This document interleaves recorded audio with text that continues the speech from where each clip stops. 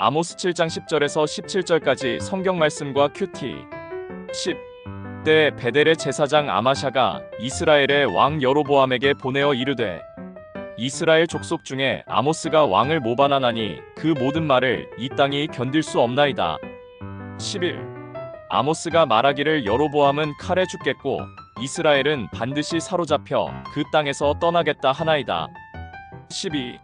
아마샤가 또 아모스에게 이르되, 선견자야, 너는 유다 땅으로 도망하여 가서 거기에서나 떡을 먹으며 거기에서나 예언하고. 13. 다시는 베델에서 예언하지 말라. 이는 왕의 성소요 나라의 궁궐임이니라. 14. 아모스가 아마샤에게 대답하여 이르되, 나는 선지자가 아니며 선지자의 아들도 아니라 나는 목자요 뽕나무를 재배하는 자로서. 15. 양떼를 따를 때에 여호와께서 나를 데려다가 여호와께서 내게 이르시기를 가서 내 백성 이스라엘에게 예언하라 하셨나니. 16. 이제 너는 여호와의 말씀을 들을지니라. 내가 이르기를 이스라엘에 대하여 예언하지 말며 이삭의 집을 향하여 경고하지 말라 하므로. 17. 여호와께서 이와 같이 말씀하시기를 내 아내는 성읍 가운데서 창녀가 될 것이요 내 자녀들은 칼에 엎드러지며 내 땅은 측량하여 나누어질 것이며 너는 더러운 땅에서 죽을 것이요 이스라엘은 반드시 사로잡혀 그의 땅에서 떠나리라 하셨느니라. 오늘 우리는 아모스 7장 10절에서 17절까지의 말씀을 함께 묵상해 보겠습니다. 이 본문은 아모스가 하나님의 예언자로서 사명을 수행하던 도중 북이스라엘의 왕 여로보암과 제사장 아마샤의 반대에 직면하게 되는 이야기를 담고 있습니다. 아모스 7장 15절에서 아모스는 이렇게 고백합니다. 여호와께서 나를 마지못해 양떼를 따르는 중에서 불러내시고 내게 이르시기를 가서 내 백성 이스라엘에게 예언하라 하셨나니. 이 말씀에서 우리는 아모스의 부르심이 결코 단순한 인간의 결단이 아닌 하나님의 간섭과 명령에 의해 이루어졌음을 깨닫습니다. 아모스는 가문이 좋은 것도 아니요 선지자 교육을 받은 이도 아니고 평범한 백성인 양치는 목자여 뽕나무를 키우는 농부였습니다. 여기서 우리는 하나님이 부르시는 자의 자질에 대해서 조금이라도 엿볼 수 있습니다. 하나님이 주목하시는 소명자는 말씀에 순종하는 그 한 사람임을 깨닫습니다. 이뿐 아니라 신실한 믿음과 대담한 용기를 가지고 하나님께서 주신 메시지를 온전히 전하는 것이 얼마나 어려운 일인지 또한 알 수 있습니다.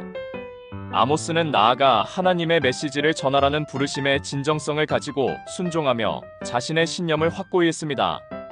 이 대목에서 우리의 삶도 하나님의 뜻이 우리의 편안한 일상을 방해할 때 어떻게 반응할지를 묵상해야 할 것입니다. 아모스의 이야기는 설령 우리 주변의 권력자나 영향력 있는 이들이 우리에게 압박을 가할지라도 하나님의 말씀을 전하는 사명에서 물러서지 않는 용기를 보여줍니다.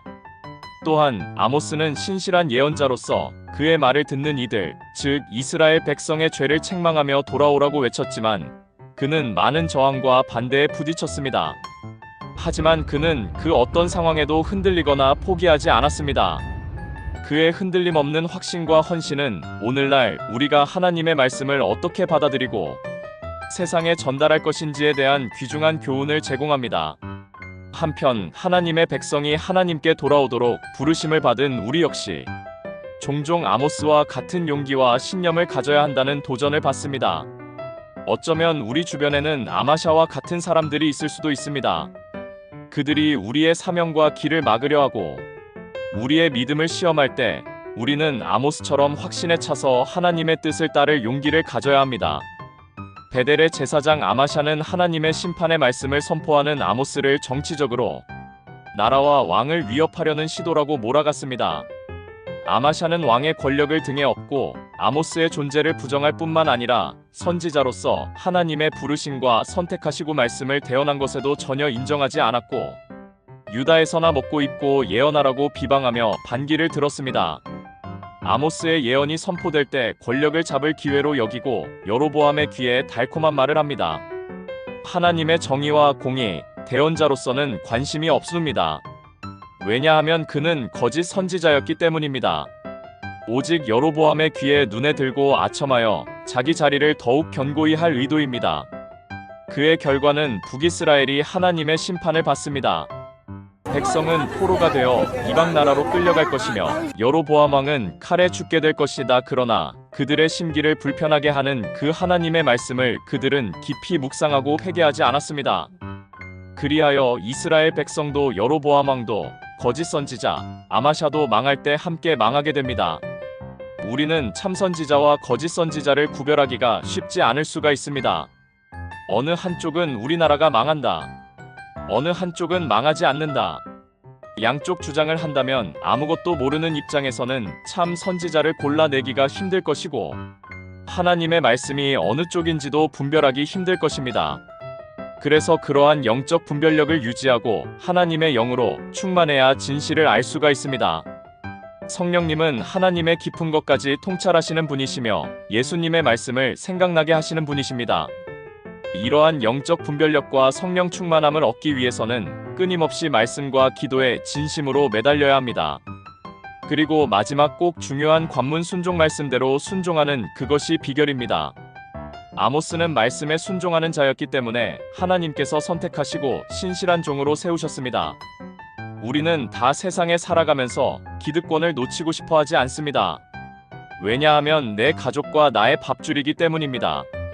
그러나 그러한 끈질긴 세상의 유혹과 매인 것에서 벗어나고 하나님의 말씀으로 돌아올 때, 회개하고 돌이킬 때 하나님께서는 그 마음의 분노를 눈 녹듯이 풀어주시고 돌아온 탕자에게 잔치를 베풀어 주시고 풍성히 먹이시고 입히시고 금가락지를 끼워주십니다.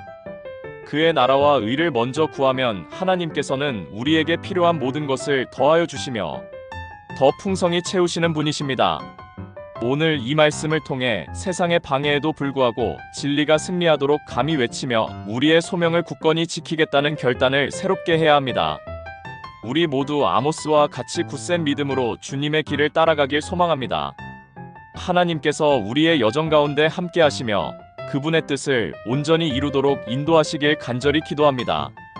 하나님 아버지, 하나님을 왕으로 믿는 자리에 앉게 하시고 하나님을 전하는 자리에 서게 하소서. 하나님의 말씀을 전하고 복음을 선포하는 자리에서 그것을 무시하거나 부끄러워하고 그 자리를 피하려는 자가 되지 않게 하소서. 말씀에 순종하는 자를 하나님께서는 신실한 일꾼으로, 충성된 일꾼으로 여기심을 배웠습니다. 나의 대충하는 신앙생활, 말씀 좀 읽었으니까, 큐티 했으니까, 기도 조금 했으니까, 이렇게 나를 합리화해 갈 때 하나님의 메시지가 들리지 않게 되는 때가 올 수 있다는 것을 깨닫게 하소서. 말씀으로 다시 서고 순종하게 하시고 입술의 권세를 사용하여 주셔서 복음의 자리에 항상 있게 하소서. 예수님의 이름으로 기도합니다. 아멘.